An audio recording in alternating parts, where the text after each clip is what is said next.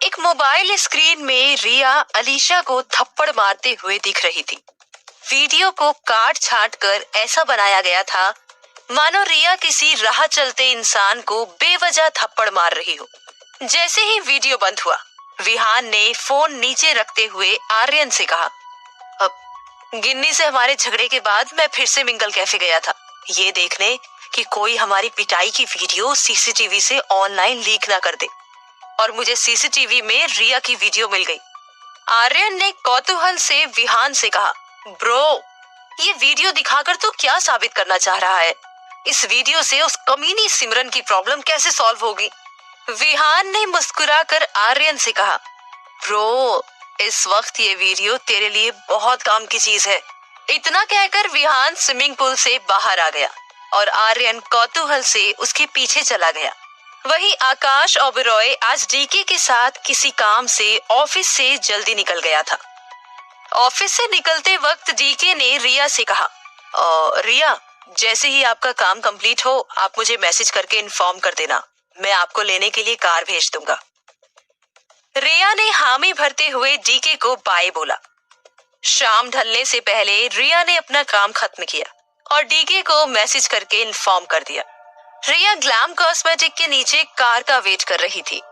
उसने अपने कलीग को पैदल पैदल ऑटो स्टैंड तक जाते देखा और रिया ने मन ही मन खुद से सवाल किया, रिया, कुछ दिन पहले तक तो तू भी इन्हीं में से एक थी। आखिर कब तक ये ऐशो आराम की जिंदगी जिएगी?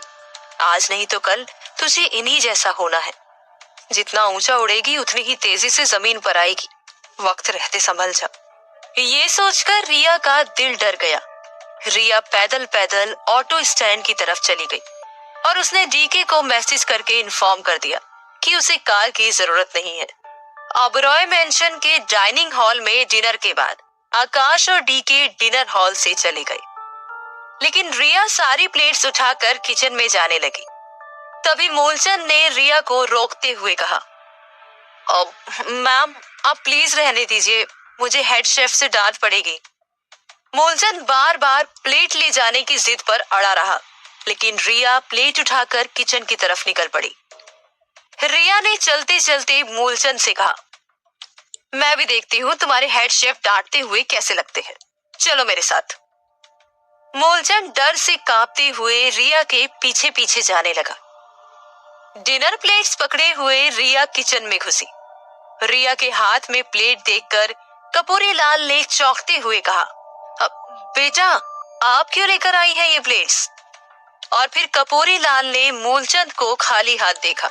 उसने गुस्से में मूलचंद से कहा, मूलचंद, तुमने रिया मैडम को प्लेट क्यों उठाने दी? रिया ने प्लेट सिंक में रखी और बड़ी सहजता से कपूरी लाल से कहा, अंकल, आप क्यों बेकार में मूलचंद पर गुस्सा हो रहे हैं? मैंने ही मूलचंद को प्लेट लाने से मना किया था। कपूरी लाल ने रिया से सहजता से कहा, बेटा, ये आपका काम नहीं है, आप प्लीज ये काम मत किया करो। रिया ने तुरंत कपूरी लाल को जवाब देते हुए कहा, अच्छा, प्लेट साफ करने से मेरी वैल्यू कम हो जाएगी क्या अंकल? या फिर आप मुझे मिस्टर ओबेरॉय की वाइफ कहना बंद कर देंगे? ये सुनकर कपूरी लाल ने मुस्कुराते हुए कहा, नहीं बेटा, ये आप कैसी बातें कर रही हैं? रिया ने मुस्कुराते हुए कपूरी लाल से कहा, अंकल, आपको एक सीक्रेट बात बताऊं? मुझे ना ये ऐशो आराम की जिंदगी की बिल्कुल भी आदत नहीं है। ऐसा लग रहा है कि किसी होटल में आ गई हूँ, घर में रहने की फीलिंग ही नहीं आ रही।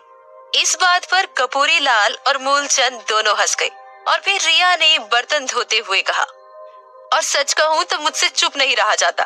काम करने के बहाने मुझे आप लोगों से बात करने का मौका भी मिल जाएगा, वरना आप तो जानते ही हो इस घर में कितना सन्नाटा है भाई। रिया ने अपनी सरलता से कपूरी लाल और मूलचंद दोनों का दिल जीत लिया। मूलचंद सिंह पास जाकर बर्तन धोने में रिया की मदद करने लगा और कपूरी लाल किचन साफ करने लगा। वहीं आकाश रिया को ढूंढते ढूंढते किचन में आ गया था और किचन के बाहर खड़ा होकर सब कुछ सुन रहा था। रिया की बात सुनकर आकाश ने मन ही मन कहा, रिया कपूर, क्यों तुम मुझे गलत साबित करने में लगी हुई हो? क्यों तुम इतनी शानो शौकत और ऐशो आराम को ठुकरा रही हो? मेरी बटरफ्लाई की तरह। कहीं तुम कोई छलावा तो नहीं? कुछ दिन बाद मोहन ओबरॉय ने बिजनेस के सिलसिले में अपने फैमिली के सभी मेंबर को फिर से ओबरॉय मेंशन में बुलाया था और मेंशन में चहल पहल थी। रिया के कमरे की डोरबेल बजी। रिया ने दरवाजा खोला और देखा कि सामने मूलचंद बहुत सारी महंगी महंगी साड़ियां और ज्वेलरी के बॉक्स लेकर खड़ा था। मूलचंद बिना कुछ कहे रिया के कमरे में सामान लेकर घुस गया और उसने सारा सामान बेंच पर रख दिया। इससे पहले कि रिया मूलचंद से कुछ कहती, आकाश अपनी व्हील चेयर में रिया के कमरे में आया। आकाश के आते ही मूलचंद सर झुकाए कमरे से बाहर चला गया।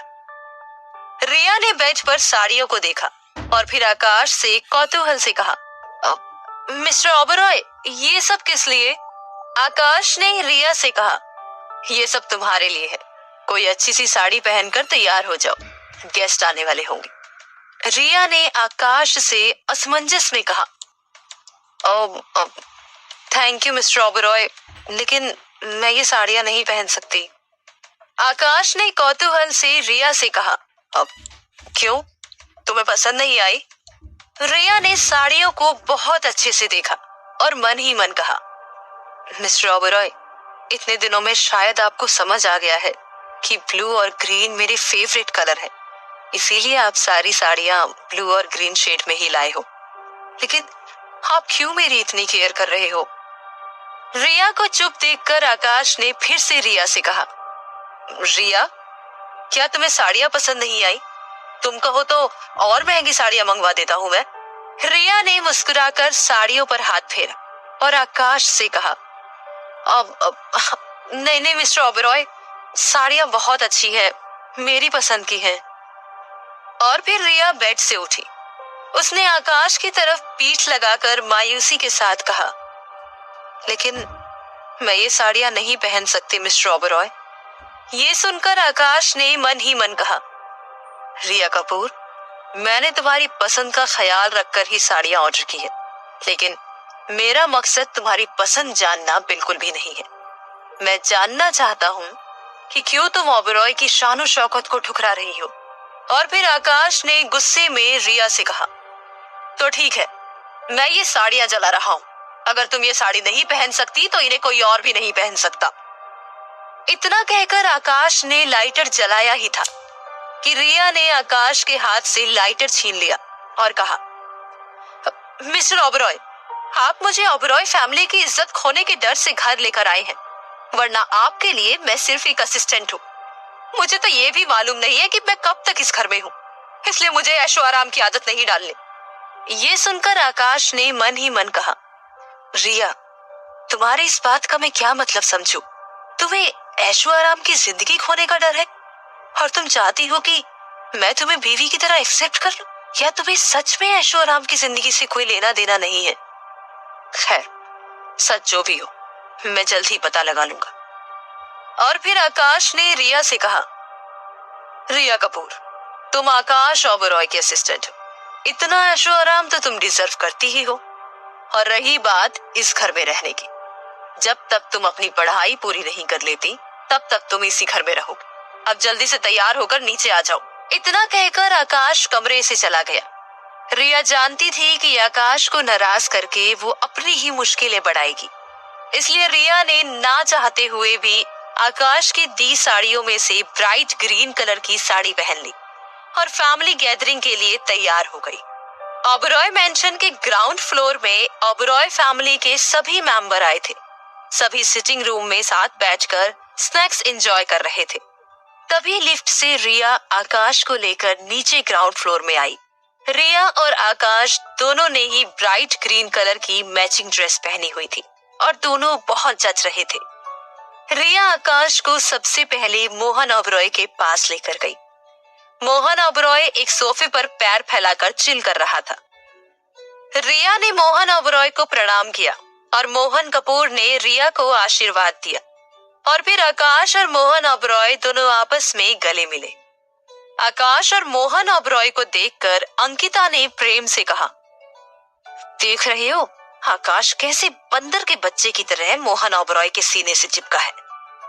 और फिर अंकिता ने यश की तरफ मुंह बनाकर कहा, और एक हमारा लंगूर है जिसे दिन भर डंबल उठाने से फुर्सत ही नहीं मिलती। पता नहीं कौन सा पहाड़ तोड़ लिया इसने डंबल उठाकर। मोहन ओबरॉय से मिलकर रिया आकाश को बाकी के गेस्ट के बीच ले गई। आकाश ने बाकियों को दूर से ही हाथ जोड़कर प्रणाम किया। हालांकि रिया ने प्रेम और अंकिता के पैर छुए।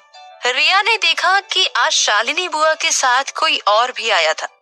रिया के कौतूहल को खत्म करते हुए आकाश ने रिया से कहा, रिया, ये शालिनी बुआ के हस्बैंड मिस्टर उत्तम सिंह हैं।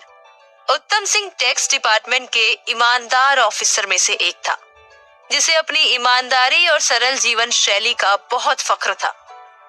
अपनी ईमानदारी की वजह से ही उत्तम सिंह मोहन ओबरॉय का दिल जीत पाया था, वरना मोहन ओबरॉय उत्तम सिंह और शालिनी के रिश्ते के लिए कभी राजी नहीं होता। फिर रिया ने शालिनी और उत्तम सिंह के पैर छूते हुए कहा, प्रणाम फूफा जी, आपसे मिलकर बहुत ही अच्छा लगा।